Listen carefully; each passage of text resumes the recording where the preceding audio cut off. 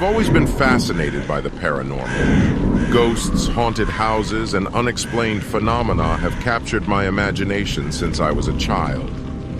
So when I heard about the old abandoned mansion on Elm Street, rumored to be haunted, I couldn't resist the temptation to spend a night there. The house had a reputation for being cursed, with stories of strange happenings and unexplained deaths. People claimed to have seen shadowy figures lurking in the corners, heard eerie whispers in the dead of night, and felt an icy chill that penetrated their bones. It was the perfect setting for a night of supernatural exploration. With my backpack filled with ghost hunting equipment, I arrived at the haunted house as the sun was setting. The towering structure loomed before me, its once grand facade now weathered and worn. I took a deep breath and stepped inside, my heart pounding in my chest. The interior was just as eerie as the outside. Cobwebs hung from the ceilings and dust covered the furniture. The air felt heavy, as if it held the weight of 1,000 lost souls. I set up my equipment, including a voice recorder, EMF detector, and a camera to capture any paranormal activity. As the darkness settled in, the house came alive with eerie sounds. The creaking of floorboards echoed through the halls, and the wind howled through the broken windows. I couldn't help but feel a growing sense of unease, but I pushed my fears aside, determined to uncover the truth. I started my investigation in the grand ballroom, where many claim to have witnessed ghostly apparitions. The room was dimly lit, and I couldn't shake the feeling that I was being watched.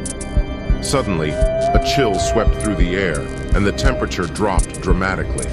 I shivered and glanced around, but saw nothing out of the ordinary.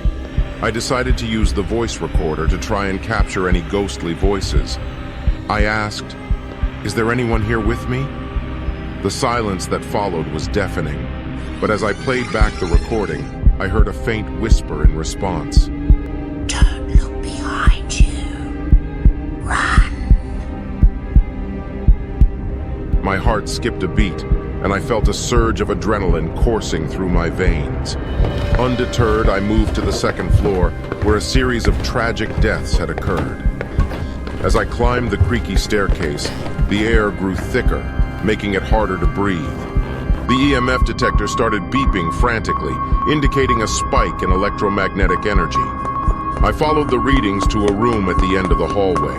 As I entered, the door slammed shut behind me, trapping me inside.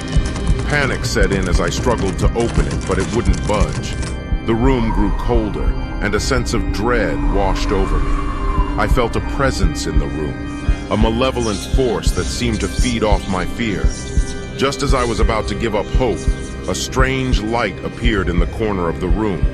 It flickered and danced, illuminating the darkness. With a burst of courage, I made a run for it, diving through the door as it swung open. I stumbled out of the room, gasping for air, and never looked back. Exhausted and shaken, I gathered my equipment and made my way out of the haunted house. The sun was beginning to rise, casting a warm glow over the desolate landscape. I couldn't help but feel a sense of relief and accomplishment for surviving the night. Reflecting on my experience, I realized that the paranormal world was not to be taken lightly. There was something truly terrifying about the unknown, and I had witnessed it firsthand. From that day forward, I developed a newfound respect for the spirits that inhabit our world, vowing to approach the supernatural with caution and reverence. As I walked away from the haunted house, I couldn't help but wonder if the spirits I encountered were merely lost souls or something far more sinister. One thing was certain. I survived a night in the haunted house, and it was an experience that would haunt me for the rest of my life.